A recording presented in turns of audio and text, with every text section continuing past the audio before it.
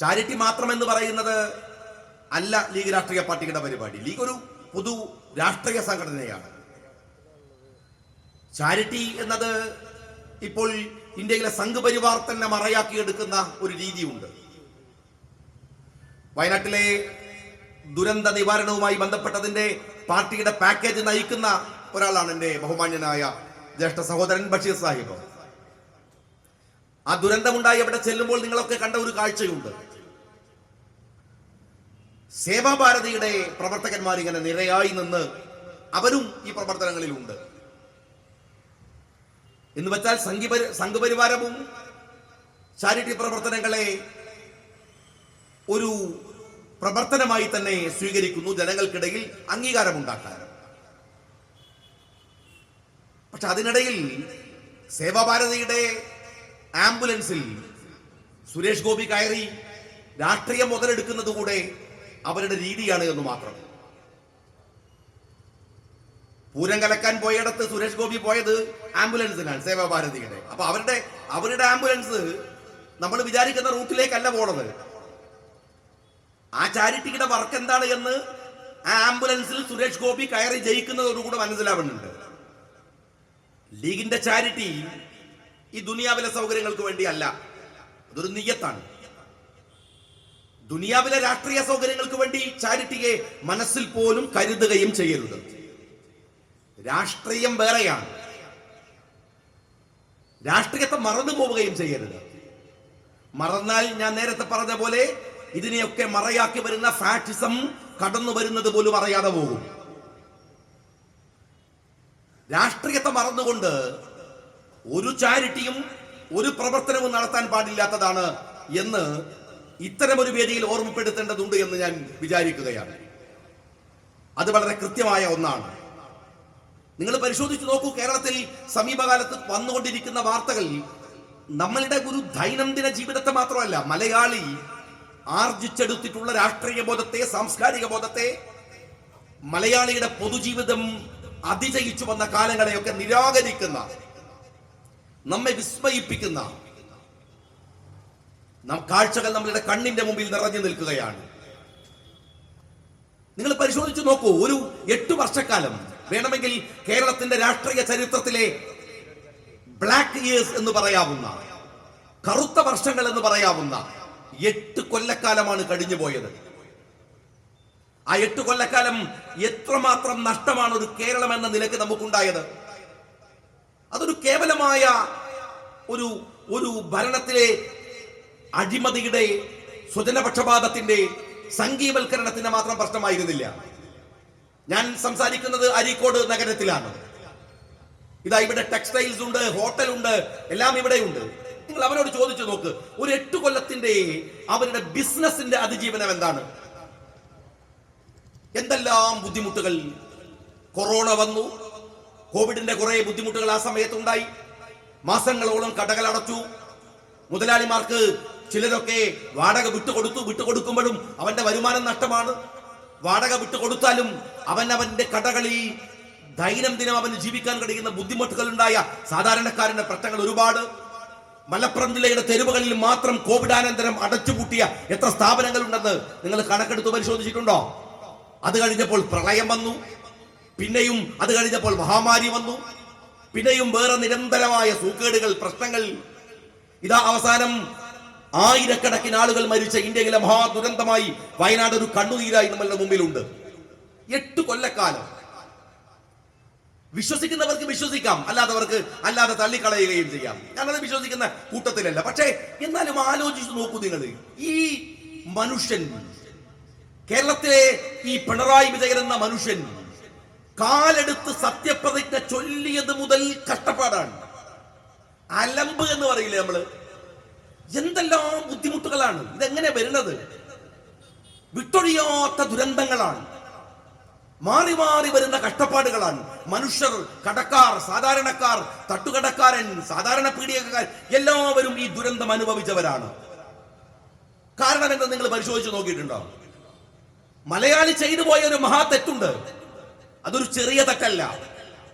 ഉമ്മൻചാണ്ടിയുടെ ഭൗതിക ശരീരം കൊണ്ടുപോകുമ്പോൾ അതിന്റെ പിറകിൽ നെഞ്ചത്താർത്തലച്ചു കരയുന്ന മലയാളിയെ നിങ്ങൾ കണ്ടിട്ടില്ലേ?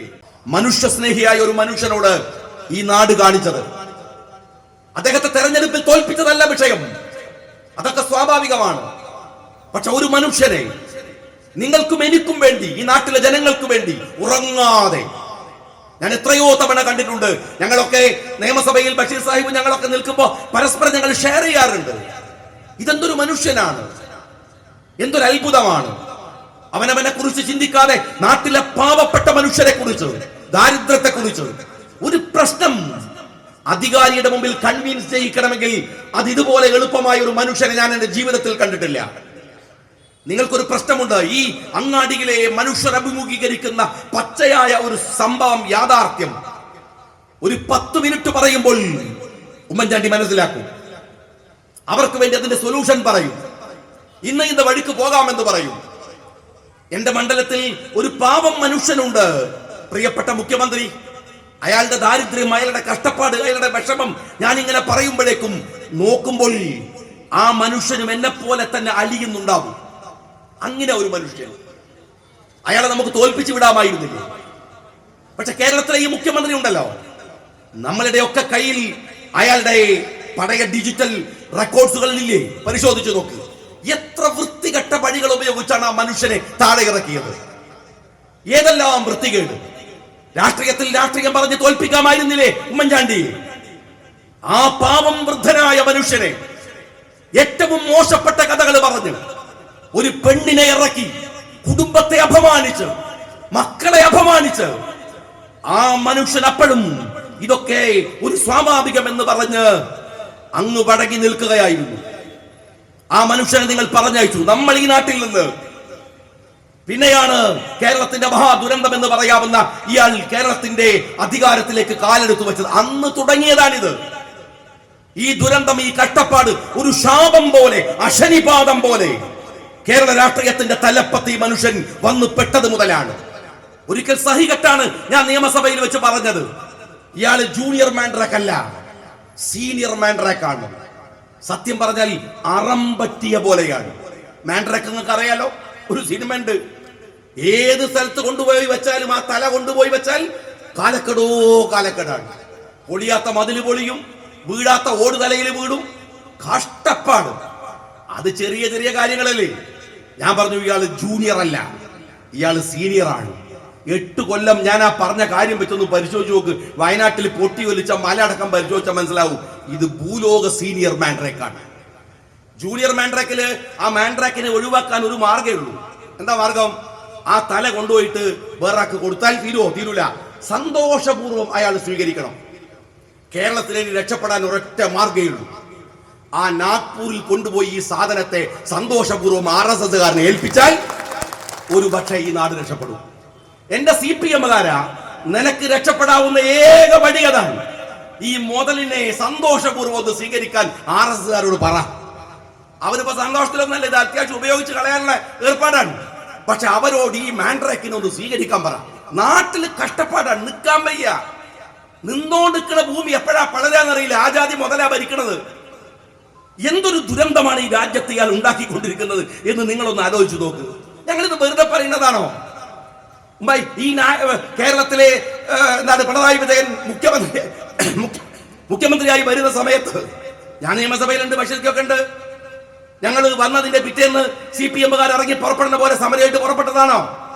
അല്ല, അങ്ങനെ പറഞ്ഞിട്ടില്ല. കാത്തിരുന്നു. ഒരുപാട് മീറ്റിങ്ങുകളിൽ അദ്ദേഹവുമായി നിരന്തരം ബന്ധപ്പെട്ടു.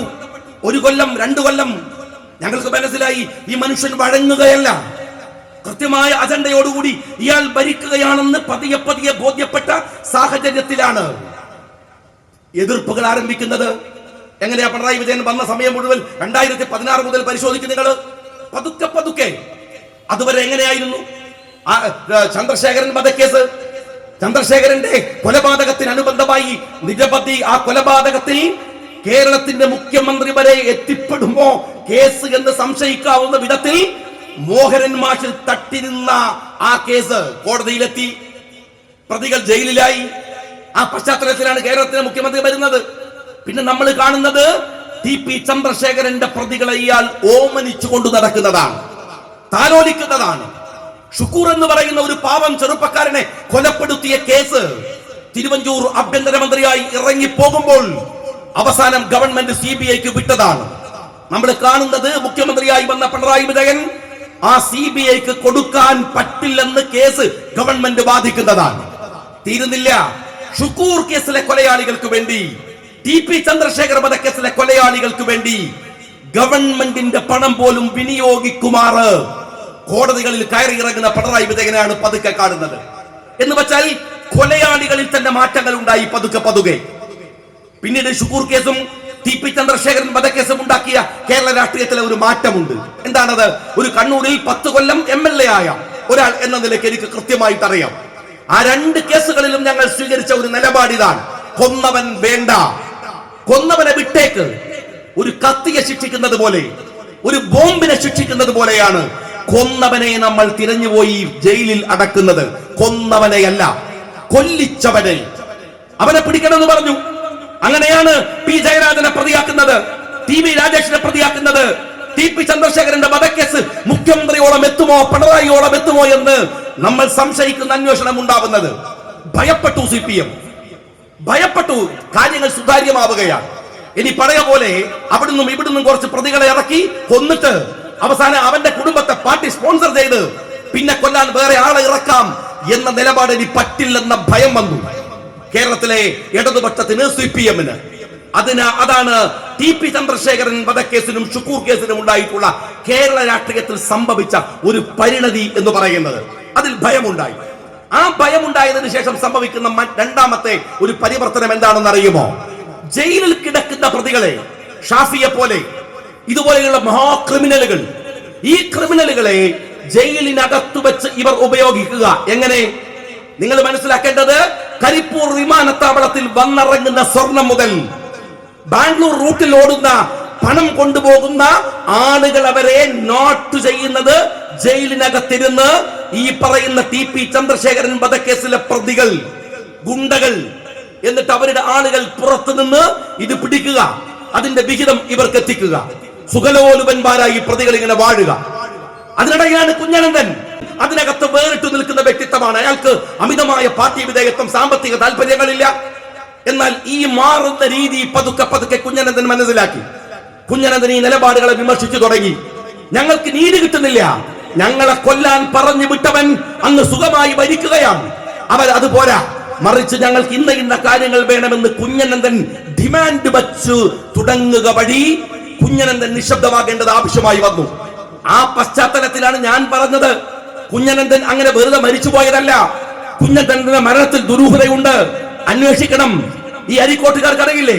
ഞാനത് പറഞ്ഞതിന്റെ പിറ്റേന്ന് CPM-ന്റെ സ്റ്റേറ്റ് സെക്രട്ടറി ഗോവിന്ദൻ പറഞ്ഞത് ഷാജിയുടെ പേരിൽ കേസ് കൊടുക്കുമെന്നാണ്. പ്രിയപ്പെട്ട ഗോവിന്ദൻ, പ്രിയപ്പെട്ട പാർട്ടി സെക്രട്ടറി KM ഷാജി ഇപ്പോഴുണ്ടല്ലോ, എന്റെ പേരിൽ നിങ്ങൾ കേസ് കൊടുത്തു, ഇതുവരെ വന്നിട്ടില്ല. ഇപ്പൊ പുതിയ സാഹചര്യത്തിൽ കേസ് കൊടുക്കാൻ പരിപാടി ഉണ്ടോ? കുഞ്ഞനന്തന്റെ മരണത്തിൽ ദുരൂഹതയുണ്ട് എന്ന് ഞാൻ പറഞ്ഞതിന്റെ പേരില് നിങ്ങൾക്ക് ധൈര്യമുണ്ടെങ്കിൽ ഒരു കേസ് നിങ്ങൾ കൊടുക്ക്. ഞാൻ വെല്ലുവിളിക്കുകയാണ്. എന്താണെന്ന് അറിയുമോ? അതിന്റെ പേരിൽ ഒരു FIR വേണം. ഒരു FIR ഇടും നിങ്ങൾ. എന്നിട്ട് എന്താ സംഭവിച്ചത് എന്ന് ബാക്കി ഞങ്ങൾ പറഞ്ഞുതരാം. നിങ്ങൾക്ക് ധൈര്യമുണ്ടെങ്കിൽ FIR ഇട്. എന്താ FIR ഇടാത്തത്? ഇടാൻ നിങ്ങൾക്ക് കഴിയില്ല. നിങ്ങൾക്കറിയാം നിങ്ങൾ ചെയ്യിക്കുന്നതാണ് കൊല്ലുക. എന്നിട്ട് പിന്നെയോ കൊന്നവനെ കൊല്ലിക്കുക. അത് കഴിഞ്ഞ് പിന്നെയോ അവനെ കൊന്നവനെ പതുക്കെ ബഹിഷ്കൃതനാക്കി നശിപ്പിച്ചു കളയുക. ഫസൽ വധക്കേസിലെ 3 പ്രതികളെ കൊന്നു. പ്രതികളെ കൊല്ലേണ്ടത് ആരാണ്? ഫസലിന്റെ കുടുംബക്കാരോ ഫസലിന്റെ പാർട്ടിക്കാരനോ അല്ലേ? അവനല്ല. ഫസലിന്റെ കൊലപാതകികളെ കൊല്ലുന്നത് അവനെ കൊല്ലാൻ പറഞ്ഞു വിട്ട പാർട്ടി തന്നെയാണ്. ഷുക്കൂർ വധക്കേസിലെ ഒരു പ്രതിയുടെ ഭാര്യ ആത്മഹത്യ ചെയ്തു, മറ്റൊരു പ്രതിയുടെ ഭാര്യ ആത്മഹത്യ ചെയ്തു. ആത്മഹത്യയല്ലെന്ന് നാട്ടുകാർക്ക് അറിയാം. മൻസൂർ വധക്കേസിലെ പ്രതി ആത്മഹത്യ ചെയ്തു, അല്ലെന്ന് ആളുകൾക്കറിയാം. അങ്ങനെ എത്ര പേരെ കൊന്നവനെ പിന്നെയും ഈ വൃത്തികെട്ട ഒരു കരാള രാഷ്ട്രീയം പതുക്കെ കേരളത്തിൽ രൂപീകൃതമായി തുടങ്ങി. അതിന്റെ ഒക്കെയും പിറകിൽ നിൽക്കുന്നത് കേരളത്തിലെ CPM-ന്റെ തലതൊട്ടപ്പനാണ്.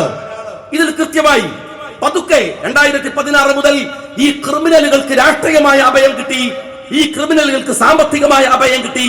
ഇവർക്ക് ശക്തമായ എന്ന് വെച്ചാൽ രാഷ്ട്രീയത്തിൽ ഇവർക്ക് സൗഹൃദങ്ങൾ ഉണ്ടായി. രാഷ്ട്രീയത്തിന്റെ കൊള്ളാവുന്നവരെ ഇവർ പിടിച്ചു. രണ്ടാമത് ഉദ്യോഗസ്ഥന്മാരെ ഇവർ പിടിച്ചു. മൂന്നാമത് പോലീസുകാരെ ഇവർ പിടിച്ചു. നാലാമത് ഗുണ്ടകളെ ഇവർ പിടിച്ചു. രാഷ്ട്രീയക്കാർ, ഗുണ്ടകൾ, ബ്യൂറോക്രാറ്റുകൾ, പോലീസുകാർ എന്ന് തുടങ്ങിയിട്ടുള്ള ഒരു അപകടകരമായ ഒരു കൺസോർഷ്യം രൂപപ്പെട്ടു വന്നു. ഈ കൺസോർഷ്യത്തിന്റെ തലപ്പത്ത് കേരളത്തിന്റെ മുഖ്യമന്ത്രി പിണറായി വിജയൻ അങ്ങനെ നിന്നു. പിന്നീട് കലയാണ്. നിങ്ങൾ മനസ്സിലാക്കേണ്ടത് 2018 ബഹുമാനനായ പി.ടി. തോമസ് അദ്ദേഹം മരിച്ചുപോയി. ഞങ്ങൾ രണ്ടുപേരും നിയമസഭയുടെ MLA ക്വാർട്ടേഴ്സിൽ നിൽക്കുന്ന സമയത്താണ് ഉന്നതരായ ചില ഉദ്യോഗസ്ഥന്മാർ ഞങ്ങളുടെ കൈകളിൽ കൊണ്ടുവന്ന് തന്ന രേഖ ഞെട്ടിക്കുന്നതായിരുന്നു. എന്തെന്ന് വെച്ചാൽ 2011 എക്സാലോജിക് അടക്കമുള്ള പ്രശ്നങ്ങളെ ഉന്നയിച്ചുകൊണ്ട് കർത്തയുടെ ഓഫീസിൽ ഒരു റെയ്ഡ് നടക്കുന്നു 2018. ആ റെയ്ഡ് നടക്കുമ്പോ കർത്തയുടെ ഓഫീസിൽ നിന്ന് ഇവർ പിടിച്ചെടുത്ത കുറെ തെളിവുകളുണ്ട്. അതിൽ സുപ്രധാനമായ തെളിവ്, കർത്തയുടെ ഓഫീസിൽ നിന്ന് നിരന്തരമായ പണം കേരളത്തിന്റെ മുഖ്യമന്ത്രി പിണറായി വിജയന്റെ മകൾ വീണയുടെ ബാംഗ്ലൂരിലെ ഓഫീസിലേക്ക് പോകുന്നു. അന്ന് ഇഡിയുടെ റെയ്ഡാണ്. നിങ്ങൾ മനസ്സിലാക്കണം. രണ്ടാമത് കർത്തയുടെ ഓഫീസിൽ നിന്ന് പിന്നെ അന്വേഷണം പോകേണ്ടി വരുന്നത് ഇവിടുത്തെ ഏറ്റവും വലിയ കോൺട്രാക്ടർമാരെന്ന് പറയാൻ കഴിയുന്ന ഊരാളുകളിലേക്കാണ്. ഈ രണ്ട് സ്ഥലത്തേക്കാണ്. ഈ വിവരം അറിഞ്ഞു പി.ടി. തോമസ് പറഞ്ഞു, ഷാജീദ് ഗൗരവത്തിൽ ഈ പ്രശ്നത്തെ ആദ്യം കൊണ്ടുവരൂ നിയമസഭയിൽ, രണ്ടാമത്തെ ഞാൻ ഈ വിഷയത്തെ ഉയർത്തിക്കൊണ്ടുവരാം. അങ്ങനെ ഞങ്ങൾ പ്ലാൻ ചെയ്തു. പി.ടിയും ഞങ്ങൾ പ്ലാൻ ചെയ്തു. ഞാൻ നിയമസഭയിൽ ഇത് പറയുന്നത് 2020 ഞാൻ അൻവറിനോട് പറയാൻ ശ്രമിക്കുകയാണ്. അൻവറെ, അന്ന് നിങ്ങൾ നിയമസഭയിലുണ്ട്, ഞങ്ങളും നിയമസഭയിലുണ്ട്. ഞാൻ പറയുന്ന വാക്കുകളെ അന്ന് ട്രോളുകയായിരുന്നു, എതിർക്കുകയായിരുന്നു. ഞങ്ങൾ നിയമസഭയിൽ പറഞ്ഞ മുഖ്യമന്ത്രിയുടെ മുഖത്ത് നോക്കിയിട്ടാണ് അന്ന് ചോദിച്ചത്, അങ്ങയുടെ മകൾ നടത്തുന്ന കമ്പനിയിലേക്ക് എന്തേ എൻക്വയറി പോയില്ല എന്ന് ഞങ്ങൾ ചോദിച്ചില്ലേ? ആ ചോദിച്ചതിന് എന്നോട് ബഷീർ സാഹിബ് സ്റ്റേജിമെന്ന് പറയായിരുന്നു. അന്ന് നിയമസഭയിൽ ഞാൻ പ്രസംഗിക്കുമ്പോൾ പറഞ്ഞു, ഇത് കഴിഞ്ഞ് വീട്ടിലേക്ക് പോയാൽ പിറകിൽ ഇഡി വരുമെന്ന് ഞങ്ങൾക്കറിയാം, വിജിലൻസ് വരുമെന്ന് ഞങ്ങൾക്കറിയാം. പക്ഷേ നിയമസഭയിൽ ഇത് പറഞ്ഞതിന് ശേഷം 4 കേസുകൾ എനിക്കെതിരെ വന്നു. പി ജയരാജൻ കൊടുത്ത കേസ്, കണ്ണൂരിലെ ഒരു CI ഇതുപോലെ ഞാൻ നടത്തിയ ഒരു പ്രസംഗത്തിന്റെ പേരിൽ വ്യക്തിപരമായി എനിക്കെതിരെ കേസ് കൊടുത്തു. 4 കേസ് വന്നു. അത് കഴിഞ്ഞപ്പോ കണ്ണൂരിലെ CPM-ന്റെ അധികാരത്തിന്റെ ഇടനാടിയിൽ നിൽക്കുന്നവർ വന്നിട്ട് പറഞ്ഞു, ഈ പോക്ക് പോകണ്ട, അപകടമാണ്, മിണ്ടാതിരുന്നോ, കേസുകൾ വരും, ഭയപ്പെടുകയാണ്.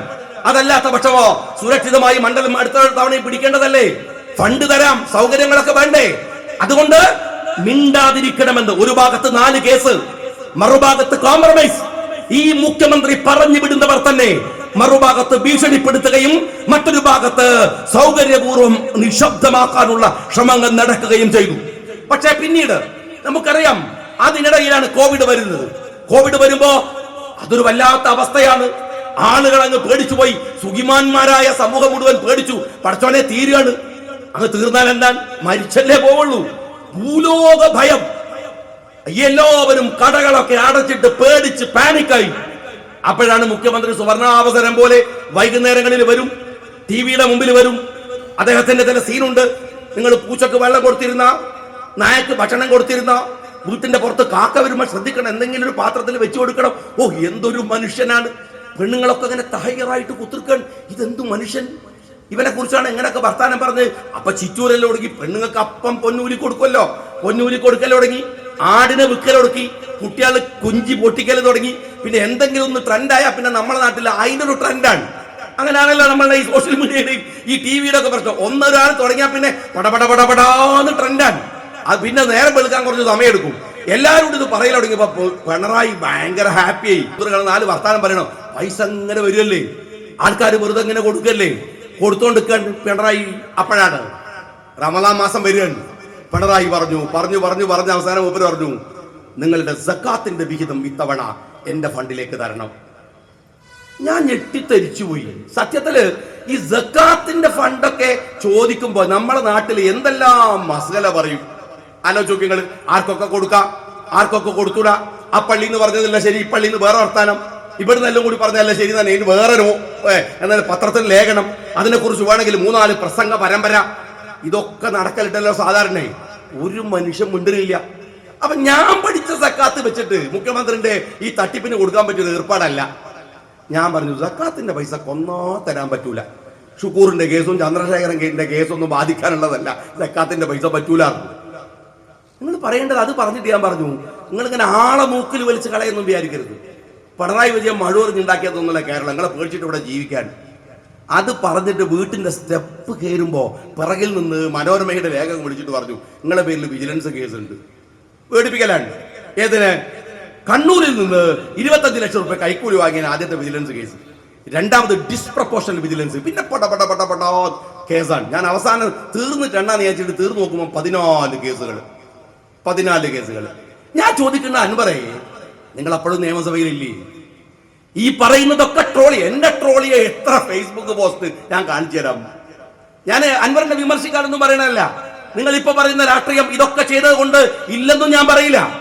പക്ഷേ താങ്കൾ മനസ്സിലാക്കണം, അന്ന് നിയമസഭയിൽ നിങ്ങൾ ഉണ്ടായിരുന്നില്ലേ? ഞങ്ങൾ പറയാത്ത എന്ത് രാഷ്ട്രീയമാണ് നിങ്ങൾ ഇപ്പോൾ പറഞ്ഞത് എന്നൊന്ന് പറയുക. ഇതൊക്കെ അഴിമതിയാണ്. ഞാൻ ഈ പറഞ്ഞ കാര്യങ്ങളൊക്കെ അഴിമതിയുടെ കഥകളാണ്, വെട്ടിപ്പിന്റെ കഥകളാണ്. പക്ഷെ പിന്നീട് അങ്ങോട്ട് ഈ സീൻ പിന്നെയും മാറുകയാണ്. കേരളത്തിന്റെ രാഷ്ട്രീയത്തെ സൂക്ഷ്മമായി നിരീക്ഷിക്കുന്നവർക്ക് മനസ്സിലായി തുടങ്ങിയ കുറെ കാര്യങ്ങളുണ്ട്. അതിൽ ഏറ്റവും പ്രധാനം, പോലീസിലെ മതേതരവാദികളായ ഉദ്യോഗസ്ഥന്മാർ നിരന്തരമായി ബന്ധപ്പെടാൻ തുടങ്ങി. എന്നോടൊക്കെ വളരെ സീരിയസ് ആയിട്ട് വന്നിട്ട് പറഞ്ഞു, സർ സൂക്ഷിക്കണം, ഇത് അപകടകരമായ പോക്കാണ്. അപകടകരമായ വിധത്തിൽ ഇവിടെ ഒരു സംഘീവൽക്കരണം നടക്കുകയാണ്. RSSകാരൻ നുഴഞ്ഞു കയറുകയല്ല, അതൊരു നുഴഞ്ഞു കയറലാണ്. പതുക്കെ ഇടിച്ചു കയറിയിരിക്കുന്നു പോലീസിൽ. ഞങ്ങൾക്ക് നിൽക്കാൻ വയ്യ, കടുത്ത പ്രശ്നങ്ങളാണ്, ദീർഘമായ അവധിയെടുത്ത് പോകേണ്ട ഗതികളുണ്ട്. ഒരു ഉന്നതനായ പോലീസ് ഉദ്യോഗസ്ഥൻ സർവീസ് മതിയാക്കി ഇവിടുന്ന് UK പോയി. വിജയനാണ് എന്നാണ് ഞാൻ വിചാരിക്കുന്നത്. ADGP വരെ പോസ്റ്റിലെത്തിയ മനുഷ്യൻ നിൽക്കാൻ വയ്യാത്തവണ്ണം അതിഭീകരമായ സംഘീവൽക്കരണം ആരംഭിച്ചു. കേരളത്തിന്റെ തെരുവുകളിൽ ഡീപ് സ്റ്റേറ്റ് എന്ന് പറയുന്നത് ഒരു RSS പ്രോജക്റ്റ് ആണ്. എന്ന് വെച്ചാൽ സമാന്തരമായ മറ്റൊരു ഭരണം നടക്കുക. നമ്മൾ വിചാരിക്കുന്നു മുഖ്യമന്ത്രി പിണറായി വിജയനാണ്, നമ്മൾ വിചാരിക്കുന്നു കേരളം ഭരിക്കുന്നത് ഇടതുപക്ഷമാണ്, നമ്മൾ വിചാരിക്കുന്നു കുറെ 10-20 മന്ത്രിമാരാണ്. എന്നാൽ ഇവരൊന്നുമേ അല്ല. ഇവരൊക്കെ അങ്ങനെ നിൽക്കുക. മറുഭാഗത്ത് വളരെ പതുക്കെ ഒരു ഡീപ് സ്റ്റേറ്റ് പ്രോജക്ട് നടക്കുക. പതുക്കെ ഈ മലപ്പുറത്തിനെതിരായിട്ട് മലയാളത്തിൽ ഒരുപാട് സിനിമകൾ പണ്ടേ വരാറുണ്ട്. വളരെ ഇസ്ലാമോഫോബിക് ആയിട്ടുള്ള കുറെ സിനിമകൾ. മലപ്പുറത്തുകാരുടെ ഭാഷ മഹാമോശം. അവർക്ക് പിന്നെ എന്താണ് ഷാ പറയാൻ അറിയില്ല, ഷാ പറയാൻ അറിയില്ല, സാ പറയാൻ അറിയില്ല. വളരെ മോശമായ ഭാഷാ പ്രയോഗങ്ങളുള്ളവരാണ്. എന്നാലോ അവർ സംസാരിക്കുന്നത് കേട്ടാൽ ആളുകൾക്ക് മനസ്സിലാവില്ല. ഇങ്ങനെയൊക്കെയാണ് മലയാള സിനിമയിലെ ഒരു പ്രിയദർശന്റെ ഒക്കെ ഒരു സിനിമയുണ്ട്. അതൊക്കെ കണ്ടാൽ നമ്മൾ വിചാരിക്കും ഇയാളൊക്കെ ഏത് കോത്താഴത്താ താമസിക്കുന്നതെന്ന് വിചാരിക്കും. കാരണം മലപ്പുറം ജില്ലയിൽ അങ്ങനെ ഒരു ഭാഷ ഇന്ന് ഒരു 80 വയസ്സുള്ള മനുഷ്യൻ പോലും പറയില്ല. എന്നാൽ മലപ്പുറം എന്ന് കേട്ടാൽ ഇവർക്കൊരു പ്രാകൃതമായ വിചാരമാണ്, ഇസ്ലാമോഫോബിക്. അങ്ങനെയുള്ള ഭാഷാ രീതികൾ അങ്ങനെയൊക്കെയാണ്. പക്ഷെ നിങ്ങൾ മനസ്സിലാക്കണം, എന്നിട്ടും ഇത്രയധികം മലപ്പുറം വിരുദ്ധമായ, മാപ്പിള വിരുദ്ധമായ സിനിമകൾ നിരന്തരമായി മലയാളത്തിൽ ഇറങ്ങിയിട്ടും ഒരു സിനിമയിൽ പോലും മലപ്പുറം ഒരു ഗുണ്ടകളുടെ നാട് എന്ന് അവർക്ക് പറയാൻ കഴിഞ്ഞില്ല. തൃശൂരിനുമായി അനുബന്ധമായി ഒരുപാട് സിനിമകൾ, ഗുണ്ട രാഷ്ട്രീയ സിനിമകൾ ഇറങ്ങിയിട്ടുണ്ട്. കൊച്ചിയുമായി ബന്ധപ്പെട്ട് മലയാളത്തിൽ ഒരുപാട് ഗുണ്ട സിനിമകൾ ഇറങ്ങിയിട്ടുണ്ട്. തിരുവനന്തപുരവുമായി ബന്ധപ്പെട്ട് മലയാളത്തിൽ ഒരുപാട് ഗുണ്ട സിനിമകൾ ഇറങ്ങിയിട്ടുണ്ട്. പക്ഷെ മലപ്പുറം ജില്ലയെ കുറിച്ച് വളരെ ഇസ്ലാമോഫോബിക് ആയിട്ടുള്ള സിനിമകൾ ഉണ്ടാക്കുന്ന സംവിധായകന്മാർക്ക് പോലും ഒരു മലപ്പുറത്തെ അപകടപ്പെടുത്തുന്ന ഒരു സിനിമ ഉണ്ടാക്കിയാൽ അവർക്ക് കഴിഞ്ഞില്ല. കാരണം അത് വിശ്വാസയോഗ്യമല്ല അവർക്കറിയാമായിരുന്നു. എന്നാൽ അങ്ങനെ ഒരു ജില്ലയെ ഇന്ത്യയിലെ ഏറ്റവും വലിയ ക്രൈം റേറ്റ് ഉള്ള ജില്ലയാക്കി മാറ്റി. ഞാനിപ്പോ പ്രസംഗിച്ചങ്ങ് പോകും, ബഷീർ സാഹിബ് മറ്റന്നാൾ നിയമസഭയിലേക്ക് പോകും, ഈ യോഗം കഴിയും. ഇതൊക്കെ കഴിഞ്ഞാലും നിങ്ങൾ വെറുതെ ഒന്ന് ഇന്റർനെറ്റ് എടുത്ത് പരിശോധിക്കുക. നിങ്ങൾ പാർലമെന്റ് മെമ്പറോട് പറയുക, അല്ലെങ്കിൽ നിങ്ങളുടെ നിയമസഭാ സാമാജികനോട് പറയുക, അവരൊരു കത്ത് കൊടുക്കട്ടെ, നിയമസഭയിൽ ചോദ്യമായി എഴുതട്ടെ. എന്താ ചോദ്യം? ഇന്ത്യയിലെ ഏറ്റവും വലിയ ക്രൈം റേറ്റ് ഉള്ള ജില്ല ഏതാണ്? മലപ്പുറം ജില്ലയാണ്. എത്ര ശതമാനാണ് മുസ്ലിങ്ങൾ? 85 മുതൽ 90% വരെ. നിങ്ങളുടെ ഏതെങ്കിലും ഒരു തെരുവിൽ ഈ അരീക്കോട് അങ്ങാടിയിൽ ഈ തെരുവിൽ ഒരു അക്രമം നടന്ന് ഇവിടെ ഗുണ്ടകളുടെ വിളയാട്ടം കൊണ്ട് നിൽക്കാനാവാതെ എന്നൊരു പോലീസ് പറഞ്ഞിട്ടുണ്ടോ? മലപ്പുറം ജില്ലയിൽ തെക്കൻ ജില്ലയിൽ നിന്ന് വരുന്നവൻ ഈ കഥകൾ കേട്ട് വന്നിറങ്ങുമ്പോൾ കോട്ടക്കലിൽ നാഷണൽ ഹൈവേയിൽ ഇറങ്ങുമ്പോൾ അവൻ ഉൾഭയമാണ്. അമ്മക്ക് ഫോണെയും PSC കിട്ടി വരികയാണ്. നേമനമ്പഴ എവിടെയാണ്? അമ്മനോട് പറയും ഞാൻ കോട്ടക്കൽ എത്തിയിട്ടുണ്ട്, പതുക്കെ എന്താ നോക്കട്ടെ, താമസിക്കണമൊക്കെ നോക്കട്ടെ, അമ്മയെ പിന്നെ വിളിക്കാം ഇല്ലേ? അങ്ങനെയാ തുടങ്ങുക. താമസിച്ച് മലപ്പുറത്തിലെ മുസ്ലിങ്ങളുടെ മാത്രമല്ല, ഈ മലപ്പുറത്തുകാരന്റെ ഒരു സ്നേഹമുണ്ട്, ആതിഥേയത്വ മര്യാദയുണ്ട്, ഒരു ഇഷ്ടമുണ്ട്. ഇവൻ അതങ്ങനെ ലയിച്ചു ചേരും. പിന്നെ അവന് മലപ്പുറം ഏതാണ്, അവനേതാണ് എന്ന് തിരിച്ചറിയാനാവാത്ത വണ്ണം വരും. റിട്ടയർമെന്റ് വരുമ്പോഴോ സ്ഥലം മാറ്റം വരുമ്പോഴോ അവൻ പറയും ഞാൻ പുറത്തേക്കില്ല, മലപ്പുറം തന്നെ വേറൊരു താലൂക്ക് തന്നേക്ക്, ഏറനാട്ടിൽ നിന്ന് എന്നെ കൊണ്ടോട്ടിയിലേക്ക് മാറ്റിക്കോ, കൊണ്ടോട്ടിയിൽ നിന്ന് കുറ്റിപ്പുറത്തേക്ക് മാറ്റിക്കോ. എത്ര പേർ ഇവിടെ വന്ന് പിന്നെയും താമസം തുടങ്ങി. നിങ്ങൾ മനസ്സിലാക്കണം, ഈ ജില്ല ഇന്ത്യ മഹാരാജ്യത്തിലെ ക്രിമിനൽ റൈറ്റിലെ ആദ്യത്തെ ജില്ലയാണ്. എന്ന് പറയുന്ന സംഘ് പരിവാരക്കാരന്റെ ഒരു അജണ്ടയുണ്ട്. എന്താണത്? ഇന്ത്യയിൽ IPC ഉണ്ട്. IPC നിങ്ങൾക്കറിയാം, പീനൽ കോഡാണ്. ഈ രാജ്യത്തിലെ നമ്മളുടെ നാട്ടിലെ ഇന്ത്യയിലെ പീനൽ കോഡാണ്. ആ പീനൽ കോഡിന് പകരം അമിത്ഷാ കൊണ്ടുവന്നത് ഭാരതീയ ന്യായ് സംഹിത എന്ന് പറയുന്ന BNS എന്ന് പറയുന്ന ക്രിമിനൽ ആക്ട് ആണ്.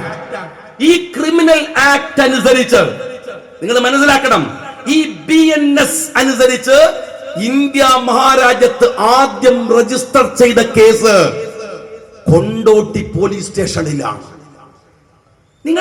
നമ്മൾ അറിഞ്ഞില്ല, രാജ്യം ഭരിക്കുന്നത് പിണറായി വിജയനല്ലേ, മുസ്ലിങ്ങളുടെ സംരക്ഷകൻ, രാജ്യത്തിലെ മതേതരവാദി. നിങ്ങൾ അറിഞ്ഞോ? ഈ അമിത്ഷാ എന്ന് പറയുന്ന മനുഷ്യൻ IPCക്ക് പകരം ഇന്ത്യ രാജ്യത്ത് കൊണ്ടുവന്ന ഭാരതീയ ന്യായ് സംഹിത BNS എന്ന് പറയുന്ന ക്രിമിനൽ കോഡ് അനുസരിച്ച്, ആക്ട് അനുസരിച്ച് ഇന്ത്യ മഹാരാജ്യത്തെ ആദ്യത്തെ കേസ് രജിസ്റ്റർ ചെയ്തത് യോഗി ഭരിക്കുന്ന ഉത്തർപ്രദേശിലല്ല, പിണറായി ഭരിക്കുന്ന കേരളത്തിലെ മലപ്പുറം ജില്ലയിലെ കൊണ്ടോട്ടിയിലാണ്. ഇതെത്ര ഭീകരമാണ്! ഇതെന്തുകൊണ്ടാണ് നിങ്ങൾ മനസ്സിലാക്കേണ്ടത്? അത്രമേൽ അപകടകരമാം വിധത്തിൽ ഈ രാജ്യത്തിലേക്ക് വളരെ പതുക്കെ രാജ്യത്തിനകത്തേക്ക് കടന്നുകയറ്റം നടത്തുകയിരിക്കുന്നു സംഘ് പരിവാർ. ആര് മുഖാന്തരം? ബ്യൂറോക്രാറ്റുകൾ വഴി, പോലീസ് വഴി, അധികാരം വഴി, രാഷ്ട്രീയം വഴി. നമ്മൾ ഇതുവരെ കരുതിയത് എന്താണ്? സത്യത്തില് ഈ കേരളം ഭരിക്കുന്നത് പോലീസാണ്. നമ്മളുടെ അൻവറിന്റെ ആക്ഷേപം എന്തായിരുന്നു? പോലീസ് രാജാണ്, പോലീസിന്റെ ഭരണമാണ്. പോലീസിന്റെ ഭരണം നിയന്ത്രിക്കപ്പെടാവുന്ന ഒന്നാണ്. ഒരു ഭരണത്തിന്റെ കീഴിൽ ചങ്കൂറ്റമുള്ള ഒരുത്തൻ വന്നാൽ നിലക്ക് നിർത്താൻ കഴിയുന്നതാണ്. ഒരു നല്ല ആഭ്യന്തരമന്ത്രി വിചാരിച്ചാൽ മണിക്കൂറുകൾ കൊണ്ട് ഈ പോലീസിനെ ശുദ്ധീകരിക്കാൻ കഴിയും. ഒരു സംശയവും കാര്യത്തിലില്ല. അത് കേരളത്തിൽ എത്രയോ തെളിവുകൾ അതിനകത്തുണ്ട്. നമ്മൾ വിചാരിച്ച് പോലീസാണ്. വേറെ ചില ആളുകൾ പറഞ്ഞു അല്ല, ഇത് രാഷ്ട്രീയ ഗുണ്ടകളാണ് രാജ്യം ഭരിക്കുന്നത്. വേറെ ചിലർ പറഞ്ഞു മാഫിയയാണ്. എന്നാൽ മെനഞ്ഞാന്ന് മുഖ്യമന്ത്രിയുടെ ഇന്റർവ്യൂ വരുന്നതോടുകൂടെ കാര്യങ്ങൾ പിന്നെയും സുതാര്യമാവുകയാണ്. രാജ്യം ഭരിക്കുന്നത് പോലീസല്ല, പൊളിറ്റിക്കൽ ഗുണ്ടകളല്ല, പിണറായി അല്ല. അയാൾ പണ്ടേ ഇല്ല. പിന്നെ ആരാണ്? PR. ഈ PR ആരാണ്? ഈ PR-നെ നിയോഗിക്കുന്നത് എവിടെ നിന്നാണ്? നാഗ്പൂരിൽ നിന്ന്, RSSന്റെ കേന്ദ്രത്തിൽ നിന്ന് നേരെ അമിത്ഷാ വഴി പറഞ്ഞു വിടുന്ന PR ആണ് ഈ കഴിഞ്ഞ 8 കൊല്ലമായി കേരളത്തെ ഭരിച്ചുകൊണ്ടിരിക്കുന്നത് എന്ന് അവർക്ക് തന്നെ പറയാതെ പറയേണ്ടി വന്നു. നിങ്ങൾ മനസ്സിലാക്കേണ്ടത്, നാഗ്പൂരിൽ നിന്ന് പറഞ്ഞു വിടുന്ന PR ഇവിടെ വന്ന് ഭരിക്കാൻ തുടങ്ങി. പോലീസൊന്നല്ല, പോലീസിന്റെ നിർദ്ദേശങ്ങൾ കൊടുക്കുന്നത് അവരാണ്. പോലീസിന്റെ തലപ്പത്ത് വരേണ്ടത് ആര് എന്ന് പിണറായിയോട് പറയുന്നത് അവരാണ്. എന്നിട്ട് ഈ ഡീപ് സ്റ്റേറ്റിന്റെ വർക്ക് തുടങ്ങി. ഞാൻ പലപ്പോഴും പറഞ്ഞു, ഇന്നലെയും മെനഞ്ഞാന്നുമൊക്കെ വലിയ വാർത്തകളാക്കി ഗവൺമെന്റ്, പത്രങ്ങൾ വാർത്തയാക്കി. ഞാനത് ചെറുതായി ആവർത്തിക്കട്ടെ. ഈ ഡീപ് സ്റ്റേറ്റ് പ്രൊജക്ടിന്റെ ആദ്യത്തെ പദ്ധതി എലത്തൂർ ബോംബ് സ്ഫോടനമാണ്. ബോംബ് സ്ഫോടനമല്ല, എലത്തൂരിലെ ട്രെയിൻ തീവെക്കല. എലത്തൂരിലെ ട്രെയിൻ തീവെക്കുന്ന സംഭവം നിങ്ങൾക്കറിയാം. അത് എപ്പോഴാണെന്നറിയോ നിങ്ങള്?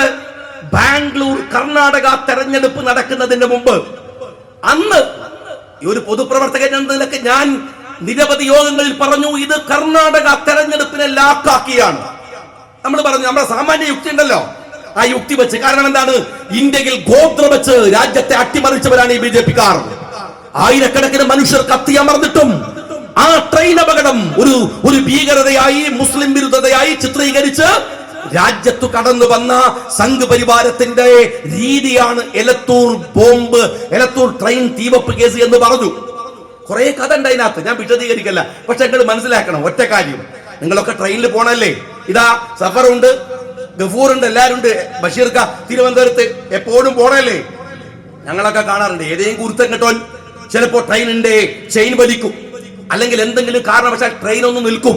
നിന്നാ നമ്മൾ കുറച്ച് കഴിയുമ്പോൾ ചോദിക്കും എന്താ ട്രെയിൻ ഇവിടെ നിൽക്കാൻ കാരണം. അപ്പോൾ കാണാം ഉദ്യോഗസ്ഥന്മാർ ചാടി ഇറങ്ങുന്നു, ട്രെയിനിന്റെ ടയറിന്റെ ഭാഗമൊക്കെ ഇങ്ങനെ അടിച്ചു നോക്കും, എന്തെങ്കിലും കുഴപ്പമുണ്ടോ. അവരകത്ത് കയറും, ഉടനെ തന്നെ റെയിൽവേയുടെ പോലീസുകാർ വരും, ട്രെയിനിന്റെ താഴെയൊക്കെ അടിച്ചു നോക്കും, അവരകത്ത് കയറും, യാത്ര തുടരും. എലത്തൂരിലെ തീവപ്പ് കേസ് കഴിഞ്ഞ് ട്രെയിൻ ആ സ്ഥലത്ത് നിന്ന് പുറപ്പെട്ട് പ്രതി അതിനകത്തുണ്ട്, ഒരു ബഹളമില്ല, ഇവര് പറയുന്ന പ്രതി അതിനകത്തുണ്ട്. കണ്ണൂരിലെത്തുമ്പോൾ ഒരു പ്രശ്നവുമില്ല. 1.5 മണിക്കൂർ കൊണ്ട് ട്രെയിൻ കണ്ണൂരെത്തി. പിന്നെയും 1.5 മണിക്കൂർ കഴിയുമ്പോൾ ഒരു തീക്കാറ്റ് പോലെ വാർത്ത പരക്കുന്നു. എന്താണ്? ആ എലത്തൂരിൽ അപകടം സംഭവിച്ചിടത്ത് 3 മയ്യത്തുകൾ. നിങ്ങൾ മനസ്സിലാക്കണം, റെയിൽവേ പോലീസ്, കേരള പോലീസ് പരതി കഴിഞ്ഞു പോയിടത്ത് 3 മയ്യത്തുകൾ. ഒരു പിഞ്ചു കുഞ്ഞിന്റെ മരണകാരണം പറഞ്ഞത് രക്തം വാർന്നാണ്, മറ്റുള്ളവരുടെ ഒക്കെ കഴുത്ത് കണ്ടിച്ചു പോയതാണ്, വേറെ കാരണമായിരുന്നില്ല. 3 പേർ മരിച്ചു കിടക്കുന്നു. കണ്ണൂരില് ഈ പ്രതി എന്ന് പറയുന്നവരുണ്ടല്ലോ, അവനെ ട്രെയിനിൽ കൊല്ലാൻ ശ്രമിച്ചതാണ് എന്ന് അവൻ തന്നെ പറയുന്നുണ്ട്. അതൊക്കെ മൂടിവെക്കപ്പെട്ടു. ഇയാള് കണ്ണൂർ റെയിൽവേ സ്റ്റേഷനിൽ ഇരിക്കുന്ന ഒരു വീഡിയോ ഉണ്ടായിരുന്നു. അത് പരിശോധിച്ചവർ പറഞ്ഞത്, പത്രക്കാരടക്കം പറഞ്ഞത്, ഇയാൾക്കൊരു പൊള്ളലിട്ടില്ല, ഒരു കുഴപ്പമില്ല. ഇയാൾ അതിൽ വന്ന ഒരുത്തനെ പിടിച്ച് പ്രതിയാക്കുകയാണ്. ഞാൻ ചോദിക്കട്ടെ, ബാംഗ്ലൂർ തെരഞ്ഞെടുപ്പ്, കർണാടക തെരഞ്ഞെടുപ്പ് അട്ടിമറിക്കാമെന്ന സംഘി അജണ്ട 82% വരുന്ന ഹിന്ദു സഹോദരന്മാർ കർണാടകയിൽ അട്ടിമറിക്കുകയും അവിടെ കോൺഗ്രസ് ജയിച്ചു വരികയും ചെയ്തു. അത് കഴിഞ്ഞപ്പോൾ ഈ അജിത് കുമാർ എന്ന് പറയുന്ന അൻവറിന്റെ ഭാഷയിലെ നൊട്ടോറിയസ് ക്രിമിനലായ ADGP ഇല്ലേ, അയാൾ ഈ കേസങ്ങ് മടക്കി. എന്താ പറഞ്ഞെന്നറിയോ? 3 പേര് കൊല്ലപ്പെട്ട, 9 പേർക്ക് തീ പൊള്ളലേറ്റ ഈ പറയുന്ന ഒറ്റ വ്യക്തി ചെയ്തതാണ്. ക്ലോസ് ചെയ്തു. ഈ ഡീപ് സ്റ്റേറ്റ് പ്രോജക്ടിന്റെ ആദ്യത്തെ അജണ്ടയായിരുന്നു ബാംഗ്ലൂർ ലക്ഷ്യമാക്കി, കർണാടക ലക്ഷ്യമാക്കി ചെയ്തിട്ടുള്ള ഈ പറയുന്ന ഈ ട്രെയിൻ ദുരന്തം എന്ന് പറയുന്നത്. രണ്ടാമത്തെ കേസ് നിങ്ങൾക്കൊക്കെ അറിയാം, അത് തൃശ്ശൂരാണ്. ഞാൻ വീണ്ടും അൻവറിനെ ഓർമ്മിക്കുകയാണ്. അൻവർ ഇപ്പൊ പറയണില്ലേ, അൻവറെ ഇപ്പോഴൊക്കെ ഡിജിറ്റൽ റെക്കോർഡല്ലേ, ലീഗുകാർ പ്രസംഗിച്ചത് നിങ്ങൾ കേട്ടിട്ടില്ലെങ്കിൽ ഞാൻ അയച്ചു തരാം. ഒരുപാട് വേദിയിൽ ഞാൻ പറഞ്ഞിട്ടുണ്ട്. തൃശ്ശൂരിലെ തെരഞ്ഞെടുപ്പിൽ ഒരു ചോദ്യമേ ഉള്ളൂ. ആ ചോദ്യം എന്താണെന്നറിയോ? മുഖ്യമന്ത്രിയോടാ ചോദ്യം. എന്ത്? വീണ വേണോ ഗോപി വേണോ? ഏത് ഗോപി? സുരേഷ് ഗോപി. വീണ വേണോ ഗോപി വേണോ? പിണറായി പറഞ്ഞു വീണ മതി. എന്നാ BJP-ക്കാർ പറഞ്ഞു ഞങ്ങൾക്ക് ഗോപി മതി. മനസ്സിലായില്ലേ? വീണനെ മുഖ്യമന്ത്രിക്ക് വിട്ടുകൊടുത്തു, തൃശ്ശൂര് ഗോപിക്കും കൊടുത്തു. തൃശ്ശൂര് സുരേഷ് ഗോപി പറഞ്ഞിരുന്നല്ലോ, ഞാൻ തൃശ്ശൂർ എടുക്കുവാന്ന് പറഞ്ഞില്ലേ. തൃശ്ശൂർ സുരേഷ് ഗോപി എടുത്തതൊന്നുമല്ല, വെള്ളിത്തലികയിൽ വെച്ചു കൊടുത്തതാണ് കേരളത്തിന്റെ മുഖ്യമന്ത്രി പിണറായി വിജയൻ. അറിയോ? നിങ്ങള് കൊണ്ടുപോയി കൊടുത്തതാണ്. ആ തൃശ്ശൂർ തെരഞ്ഞെടുപ്പിൽ നിങ്ങൾ അതിനു മുമ്പ് ഒറ്റ കാര്യം, നിങ്ങൾക്ക് സാമാന്യ ബുദ്ധി ഉണ്ടല്ലോ, ആ ഉള്ളവരോട് ഞാൻ ഒറ്റ കാര്യം ചോദിക്കട്ടെ. നമ്മളൊക്കെ കേട്ട എന്തൊക്കെ വർത്താനം ഇവിടുത്തെ TV-കളിൽ കേട്ടത്. ED വരുന്നു, നമ്മൾ പറഞ്ഞു അടുത്ത ആഴ്ച വീണയെ അറസ്റ്റ് ചെയ്യുമെന്ന് കേൾക്കുന്നുണ്ടല്ലോ, ഒക്കെ വെറുതെ അങ്ങോട്ട് കൊണ്ടു. അതാ വരുന്നു. ED മാത്രമാണ് തിരക്കടില്ല, CBI വരുന്നു. കുറച്ചു കഴിഞ്ഞപ്പോ നമ്മൾ ഇതുവരെ കേൾക്കാത്തൊരു പോത്താമ്പി SFIO, ഭയങ്കര അന്വേഷണം. എവിടെയോ SFIO, എവിടെ ED? അതും പോട്ടെ, തെരഞ്ഞെടുപ്പ് കഴിഞ്ഞു, സുരേഷ് ഗോപി ജയിച്ച് പാർലമെന്റിലേക്ക് പോയി. എവിടെ വീണ? പാതാളത്തിലേക്ക് പോയോ? വീണനെ കാണുന്നില്ലല്ലോ. അത് മാത്രമല്ല, നമ്മളെ സുരേഷ് ഗോപി ചേട്ടന്റെ ഒരു നാടകമുണ്ട്. അത് നിങ്ങള് യൂട്യൂബ് എടുത്തിട്ട് സുരേഷ് ഗോപി എന്താണ് കരുവന്നൂർ ബാങ്ക് നടിച്ചാൽ മനസ്സിലാവും. അതൊരു വരവാണ്. സുരേഷ് ഗോപി എന്നൊക്കെ പറഞ്ഞിട്ട് ഒരൊച്ച മാത്രമാണ്. നൊരങ്ങനെ വരുന്നുണ്ട്, പിണ്ടിങ്ങനെ വരുന്നുണ്ട്. സിനിമയിലെ ഗ്രൂപ്പിനെ കിട്ടും അഭിനയിക്കാൻ. ഇത് പറ്റൂല, നേരിട്ട് വേണ്ട. ഇത് രാഷ്ട്രീയമാണ്. 1 കിലോമീറ്റർ നടന്നപ്പോഴത്തേക്ക് ഇച്ചങ്ങായിന്റെ നൊരയും പിണ്ടിയും എല്ലാം കൂടെയായി ഞാൻ ചോദിക്കുന്നു, സുരേഷ് ഗോപിയേട്ടാ ജയിച്ചു പോയില്ലേ? എന്തേ കരുവന്നൂര് പോയിട്ട് കാന്ന് പോലും പറഞ്ഞില്ലല്ലോ? കരുവന്നൂരില്ല, SFIO ഇല്ല, ED ഇല്ല. ഇപ്പോ നിങ്ങളുടെ ഒരു കേസുകളും ഇല്ല. വളരെ കൃത്യമായി നിങ്ങൾ പരസ്പരം ധാരണ വെച്ചു. അതിന്റെ ഭാഗമായിട്ട് നിങ്ങൾ കൊണ്ടുപോയി. മലപ്പുറത്തോ ഈ RSS അജണ്ട മലപ്പുറത്ത് നടപ്പിലാക്കാൻ സുജിത് ദാത്ത് മാത്രമല്ല, അജിത്ത് മാത്രമല്ല. നിങ്ങൾ മനസ്സിലാക്കേണ്ടത്, മോഹൻദാസ് എന്ന് പറയുന്ന മലപ്പുറം ജില്ലയിലെ CPM സെക്രട്ടറി, ഇയാൾ വെറും ഒരു സെക്രട്ടറി ആണെന്ന് വിചാരിക്കല്ലേ നിങ്ങള്? അയാളുടെ പൊളിറ്റിക്കൽ ബാക്ക്ഗ്രൗണ്ട് പരിശോധിച്ചാൽ, അയാളുടെ വെയർഅബൌട്ട്സ് പരിശോധിച്ചാൽ അറിയാം അയാൾ ആരാണ്. എത്രമേൽ ഭീകരമായ അജണ്ടകൾ വെച്ചു പുലർത്തുന്ന പിണറായിയുടെ കൈക്കാരനാണ് ഇയാളെന്ന് അറിയണമെങ്കിൽ നിങ്ങൾ മോഹൻദാസിനെ ഒന്ന് ഫോളോ ചെയ്ത് നോക്ക്. ചെറിയ കേസിലൊന്നും അവസാനിക്കൂല. വലിയ വലിയ സെറ്റിൽമെന്റുകളുള്ള ആളുകൾ. ഈ മോഹൻദാസിന്റെ ഒത്താശയോടെയാണ് സുജിത്ത് ഇവിടെ ഈ പറയുന്ന കണക്കുകൾ മുഴുവൻ ഉണ്ടാക്കിയത്. കണക്കുണ്ടാക്കി. ഇതിന്റെ ഒരു ഘട്ടം നിങ്ങൾ പരിശോധിക്കണം കേട്ടോ. ഒന്ന്, സുജിത് ദാസിനെ ഉപയോഗിച്ച് കണക്കുകൾ ഉണ്ടാക്കുന്നു. മോഹൻദാസും അജിത്തും ഒക്കെ ചേർന്ന് ലീഡർഷിപ്പ് കൊടുക്കുന്നു. കണക്കുണ്ടാക്കി കഴിഞ്ഞാൽ കണക്കായല്ലോ. അപ്പോഴാണ് മുഖ്യമന്ത്രി വരുന്നത്. 5 ദിവസം മുമ്പ് മുഖ്യമന്ത്രിയുടെ പത്രസമ്മേളനം. വളരെ നിഷ്കളങ്കമായിട്ട് അദ്ദേഹം പറയുകയാണ്. ഞാനായിട്ടൊന്നും പറയുന്നതല്ല കേട്ടോ, മുഖ്യമന്ത്രി ആയിട്ട് പറയുന്നതല്ല. ഞാൻ വായിക്കാം കണക്ക്. ഞാൻ പറയട്ടെ, മുഖ്യമന്ത്രി അങ്ങ് വായിച്ച കണക്കിൽ മലപ്പുറം ഇന്ത്യയിലെ നമ്പർ 1 ക്രിമിനൽ ഡിസ്ട്രിക്റ്റ് ആണ്. അങ്ങ് പറഞ്ഞരുതരുത്. പക്ഷെ ഈ കണക്കാരാണ് മുഖ്യമന്ത്രി ഉണ്ടാക്കിയത്? അങ്ങയുടെ സുജിത്തല്ലേ? RSSന് ഈ നാടിനെ കൂട്ടിക്കൊടുക്കുന്ന അജിത്തല്ലേ? RSSകാരന് വിടുപണിയെടുക്കുന്ന മലപ്പുറം ജില്ലയിലെ മോഹൻദാസ് അല്ലേ? RSSകാരന് മകളെ കൂട്ടിപ്പിടിച്ചിട്ട് ജീവിക്കാൻ വേണ്ടി RSSന് രാജ്യത്തെ ഒത്തുകൊടുത്ത പിണറായി അല്ലേ? വേറെ ആരായി കണക്കുണ്ടാക്കിയത്? ഇതിന്റെ ഒരു സാങ്ക്ടിറ്റി നിങ്ങൾ പറ, ഇതിന്റെ ഒരു ചരിത്രം നിങ്ങൾ പറ. എന്നിട്ട് കണക്കുണ്ടാക്കിയിട്ട് നിഷ്കളങ്കമായി കണക്ക് വായിക്കുകയാണ് പിണറായി വിജയൻ, ഒരു നിഷ്കളങ്ക ഭാവത്തിന്. എന്നിട്ടോ അതും പോരാഞ്ഞ് ആശാരിച്ചിനെയും കടിച്ചിട്ട് പിന്നെയും മുമ്പോട്ടാൻ എന്താണ്, ഒരു ഇന്ത്യയിലെ പ്രമുഖ പത്രത്തിനെ വിളിക്കുകയാണ്. ആര്? മുഖ്യമന്ത്രിയുടെ, കേരള മുഖ്യമന്ത്രിയുടെ ഇന്റർവ്യൂ ഉണ്ട്. ഏത് കേരള മുഖ്യമന്ത്രി ചങ്ങായി? കേരളത്തിന്റെ പുറത്ത് 10 രൂപന്റെ വില ഇല്ലാത്ത ഒരു പാർട്ടിക്ക് ദേശീയ പത്രത്തില് എന്തിനാണോ ഒരു ഇന്റർവ്യൂ? അവർക്കൊരു ഇൻട്രസ്റ്റും ഇല്ല. അവർ CPMന്റെ മുസ്ലിം ലീഗും CPM ഒക്കെ ചെറിയ പ്രാദേശിക പാർട്ടികളാണ്. അതിന്റെ ഒരു ഉദയാർക്കങ്ങൾ മനസ്സിലാക്കണ്ടേ? നിങ്ങളുടെ മുഖ്യമന്ത്രിയാണ്. ഇന്ത്യക്ക് എന്ത് പ്രധാനം? എന്ത് രാഷ്ട്രീയ പ്രാധാന്യമുണ്ട്? ഇന്ത്യ മഹാരാജ്യത്ത് പാർലമെന്റ് തെരഞ്ഞെടുപ്പ് നടക്കുമ്പോ കേരളത്തിലെ തെരഞ്ഞെടുപ്പ് കഴിഞ്ഞിട്ട് നേരെ ടൂർ പോയ ഈ പോങ്ങ മനുഷ്യന് ഇന്ത്യ മഹാരാജ്യത്തിലെ രാഷ്ട്രീയത്തിൽ ആർക്കാണോ വില ഉള്ളത്? 10 രൂപന്റെ വില ഉള്ളത്. എന്നിട്ട് അയാള് തന്നെ ഒരു ഇന്റർവ്യൂ ഒപ്പിച്ചെടുക്കുക. അതെങ്ങനെയാണ്? PR തലേന്ന് ചോദിക്കാണ്, എന്താണ് നമ്മുടെ നാട്ടിലൊക്കെ പണ്ട് വരുന്നവരെ ചെരുപ്പ് നന്നാക്കാനുണ്ടോ എന്ന് ചോദിച്ച മാതിരി പോയിട്ട് ഡൽഹി പോയിട്ട് ഇന്റർവ്യൂ വേണോ അങ്ങോട്ട് പോയിട്ട് ഈ PR അവര് പോയിട്ട് ഇന്റർവ്യൂ വേണോ എന്ന് ചോദിച്ച് ഒരു ഇന്റർവ്യൂ കൊടുക്കുക. ഇനി നിങ്ങൾ ശ്രദ്ധിക്കണം കേട്ടോ. പിണറായി വിജയൻ 2 ദിവസം മുമ്പ് കേരളത്തിലെ പത്രസമ്മേളനത്തിൽ എഴുതി വായിച്ചിട്ട് പറഞ്ഞു, മലപ്പുറം ജില്ലയിൽ സ്വർണം കൊണ്ടുവന്നത് കരിപ്പൂർ വിമാനത്താവളം വഴി 5 കൊല്ലം കൊണ്ട് 124 കിലോ. ഇവിടെ കരിപ്പൂർ വിമാനത്താവളം വഴി വന്ന ഹവാല 87 കോടി രൂപ. എന്നാൽ പത്രക്കാർ റിപ്പോർട്ട് ചെയ്യാതെ പോയൊരു കാര്യമുണ്ട്. നിങ്ങള് ഹിന്ദുവിലെ ലേഖനത്തെ കുറിച്ചല്ലേ പറയുന്നത്?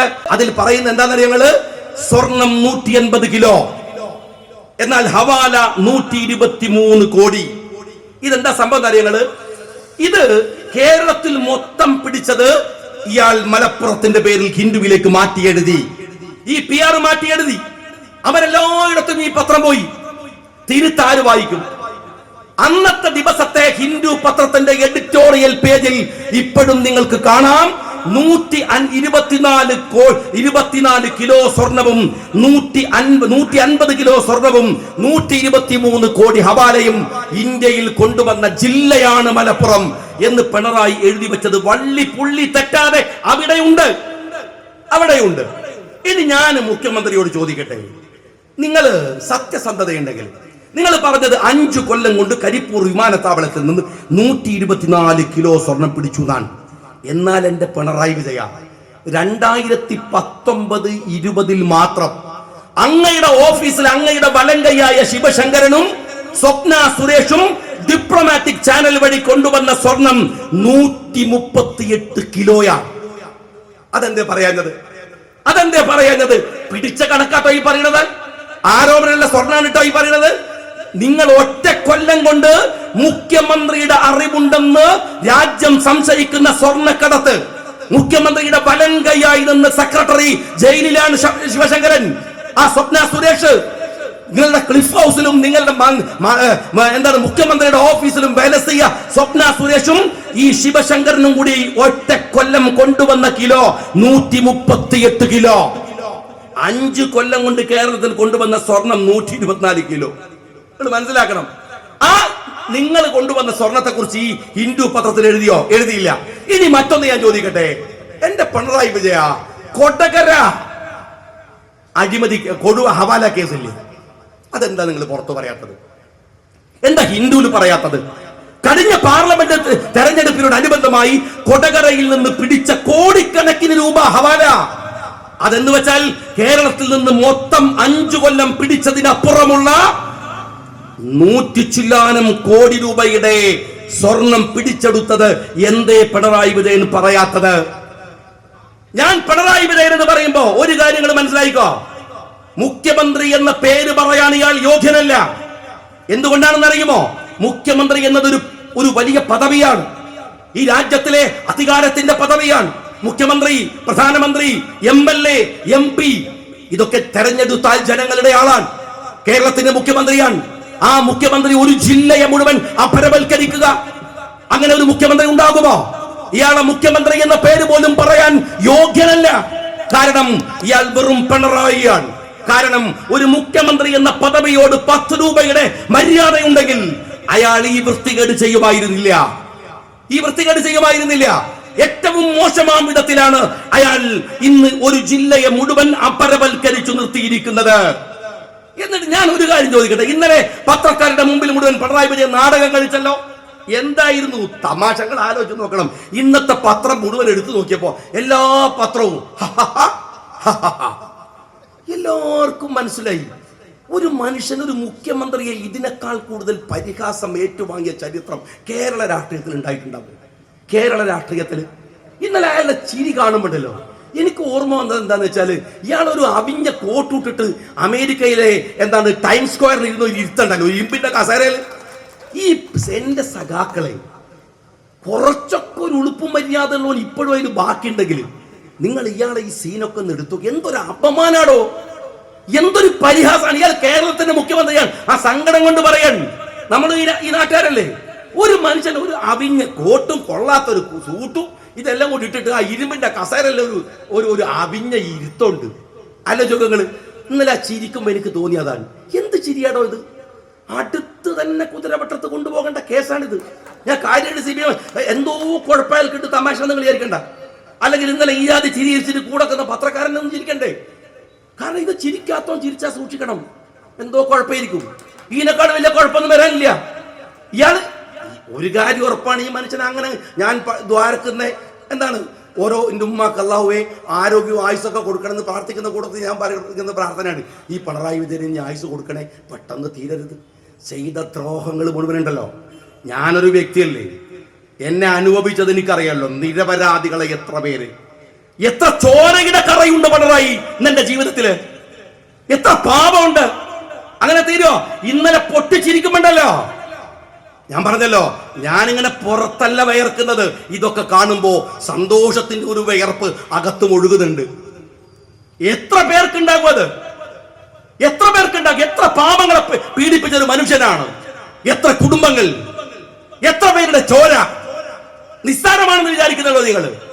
ഇന്നലത്തെ ആ ചിരി ഉണ്ടല്ലോ, ആ ചിരി മതി ഞങ്ങളുടെയൊക്കെ മനസ്സ് നിറയാൻ സഖാവേ. ഇതിനേക്കാൾ അപമാനിക്കപ്പെട്ട് കേരളത്തിൽ ഒരു മുഖ്യമന്ത്രി PR എന്ന് ചോദിക്കുമ്പോൾ ശരിക്കും എന്റെ സഖാവേ, ഇടത്തും വലത്തും PR ഇരുന്നിട്ട് ഇന്റർവ്യൂ കൊടുക്കുക ഒരു മുഖ്യമന്ത്രി. 60 കൊല്ലത്തെ രാഷ്ട്രീയ പ്രവർത്തനം ഉണ്ടാക്ക്. 76 വയസ്സായി. 16 വയസ്സ് ആലോചിച്ചോ. അന്നത്തെ കാലത്ത് 60 കൊല്ലത്തെ രാഷ്ട്രീയ പാരമ്പര്യമുള്ള ഈ ചങ്ങായിക്ക് വർത്താനം പറയണമെങ്കിൽ ഇടത്തും വലത്തും PR വേണമെങ്കിൽ ഈ പണി നിർത്തിയിട്ട് വേറെ വല്ല ഏർപ്പാടിനും പറഞ്ഞു വിട്ടോ. അതല്ലേ സഖാക്കൾ ചെയ്യേണ്ടത്? അതല്ലേ ചെയ്യേണ്ടത്? ഒരു വർത്താനം പറയാൻ കഴിയുന്നുണ്ടോ? ഞാൻ സ്നേഹപൂർവ്വം നിങ്ങളോട് പറയാണ്, ADGPയെ മാറ്റാൻ പോവാണ്. നാളെയോ മറ്റന്നാളോ ഒക്കെ മാറ്റും. നിയമസഭ നടക്കുമ്പോൾ മാറും. പിണറായി രക്ഷപ്പെടുകയാണ്. ADGP ആണോ പ്രശ്നം? ശശിയാണോ പ്രശ്നം? ശിവശങ്കരനാണോ പ്രശ്നം? സഖാവേ, പ്രശ്നം പിണറായി വിജയനാണ്. നിങ്ങൾ ഇവരൊന്നും മാറ്റിയിട്ട് കാര്യമില്ല. ശിവശങ്കരൻ കോടികൾ അടിച്ചു മാറ്റി. ശിവശങ്കരനെ മാറ്റി. ആരാ കൊണ്ടുവന്നു? ശശി പാഞ്ഞു വന്നിട്ട് ആകാശത്ത് നിന്ന് പൊട്ടിയിറങ്ങിയതാ നിയമസഭയിൽ. ശിവശങ്കരൻ കഴിഞ്ഞാൽ പിന്നെ പറ്റിയൊരു കള്ളനെ കൂട്ടിന് കിട്ടണം. ശശിനെ കൊണ്ടുവന്നു അല്ലേ? നിങ്ങൾ ADGP അജിത് കുമാറിനെ മാറ്റിയാൽ വേറെ അതിനേക്കാൾ വലിയ മൂരാച്ചി RSSകാരനെ കൊണ്ടുവരൂ. സുജിത്താത്തിന്റെ സസ്പെൻഷൻ കഴിഞ്ഞ് തിരിച്ചെടുത്താൽ വേറെ പോസ്റ്റിൽ അവനെ വെക്കും. ഇവിടെ നിങ്ങൾക്ക് പറ്റുന്നവരെ നിങ്ങൾക്ക് കൊണ്ടുവരാൻ കഴിയും. മുഖ്യമന്ത്രി ഉള്ളിടത്തോളം കാലം ചികിത്സ വേണ്ടത് എന്തിനാണ്? വേരിനല്ലേ, അല്ലാതെ കൊമ്പിനാണോ? ശശിയാണോ മാറ്റേണ്ടത്? ADGP ആണോ മാറ്റേണ്ടത്? ADGPയെ മാറ്റിയും നാടകം കളിക്കും സഖാവെ, തീരൂല. പിണറായി വിജയനെയാണ് മാറ്റാൻ നിങ്ങൾക്ക് ധൈര്യമുണ്ടെങ്കിൽ നിങ്ങൾ മാറ്റേണ്ടത്. പോലീസിൽ സംഖ്യയൊക്കെ ഉണ്ടാവും. എല്ലാ പോലീസുകാരെല്ലാവരും നല്ലത് പോലീസിൽ മാത്രം ഇന്നലെ ഉണ്ടാവുക? ഒന്നിനും ഉണ്ടാവില്ല. കുഴപ്പക്കാരൊക്കെ ഉണ്ടാവും. രമൺ ശ്രീവാസ്തവ ഏതാതി കുഴപ്പക്കാരനാണ് അറിയില്ലേ? ഐ വാണ്ട് മാപ്പിള എന്താണ്? മാപ്പിളാസ് ഡെഡ് ബോഡി എന്ന് ആവശ്യപ്പെട്ട ഒരു മനുഷ്യനാണ്. മുസ്ലിങ്ങളുടെ ഡെഡ് ബോഡി വേണം എന്ന് ആവശ്യപ്പെട്ട ഒരു പോലീസ് ഓഫീസറാണ് കരുണാകരന്റെ കാലത്ത്. ആ ഒറ്റ സംഭവമല്ലാതെ ആ രമൺ ശ്രീവാസ്തവയുടെ പേരിൽ പിന്നെ ഒന്നും കേട്ടിട്ടില്ല. നിർത്തേണ്ടടുത്ത് നിർത്താൻ അന്ന് കഴിഞ്ഞു കരുണാകരൻ എന്ന ഭരണാധികാരിക്ക്. ഉമ്മൻചാണ്ടി ഭരിക്കുമ്പോഴാ സെൻകുമാർ ഏതാ സംഘി റിട്ടയർ ചെയ്തപ്പോ കണ്ടില്ലേ?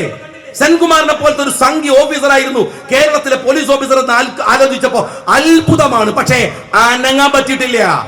കാരണം എന്താണ്? ഭരിക്കാൻ ചങ്കൂറ്റമുള്ള ഉമ്മൻചാണ്ടിയുടെ കൂടെയായിരുന്നു അയാൾ ഉണ്ടായിരുന്നത്.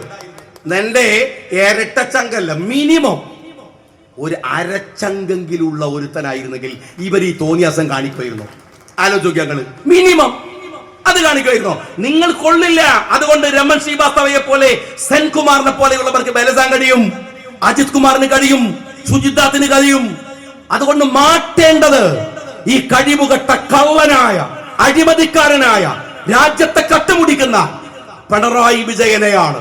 സഖാക്കളെ, അവസാനത്തെ ഒടുക്കത്തെ മുഖ്യമന്ത്രി CPM-ന്റേത് എന്ന് നിങ്ങൾക്ക് പറയാതിരിക്കാൻ എന്തെങ്കിലും ഒരു ഓപ്ഷൻ ഉണ്ടെങ്കിൽ അത് പിണറായി വിജയനെ മാറ്റൽ മാത്രമാണ്.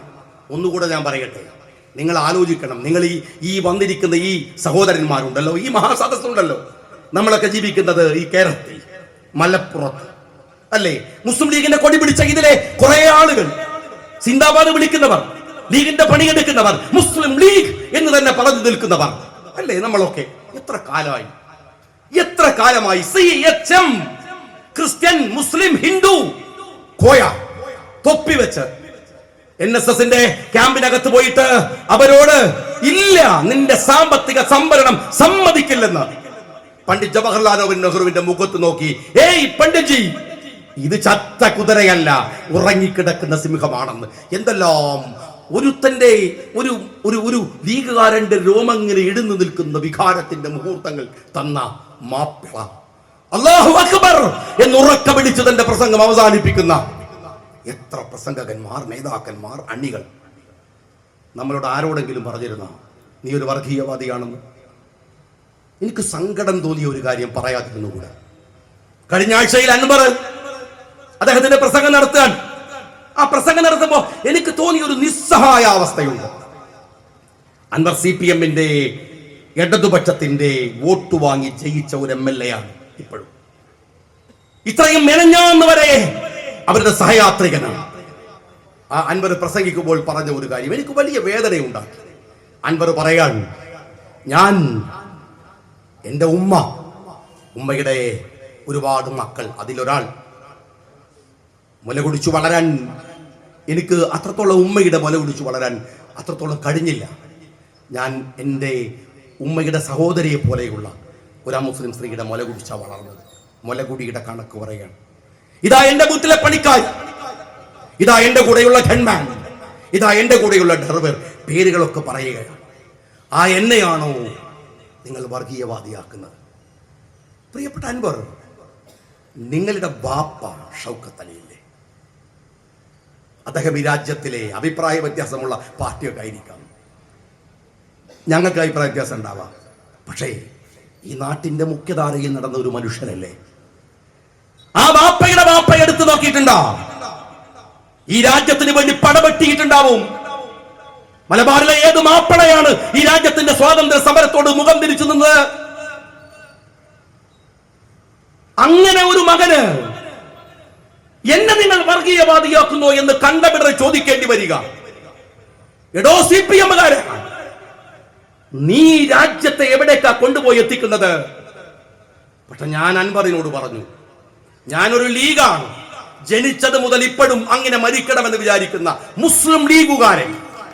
എന്നോടെങ്ങാനും നീ ഒരു മതേതരവാദിയാണോ വർഗീയവാദിയാണോ എന്ന് എന്നെ ചോദിച്ചാൽ പൊതുയോഗത്തിലെ പ്രസംഗമൊന്നുമില്ല, ചെവി കുത്തി നോക്കിയിട്ട് ഞാൻ അടിക്കും, ലോകത്തിലെ ഏത് കേസ് വന്നാലും.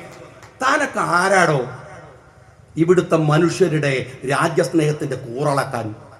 CH ചോദിച്ച മുതൽ നിന്റെ അടുത്ത് കുറമീറ്റർ ഉണ്ടാവും, കുറമീറ്റർ ഉണ്ട്, അതിന്റെ വീട്ടിലിരുത്തിയാൽ മതി.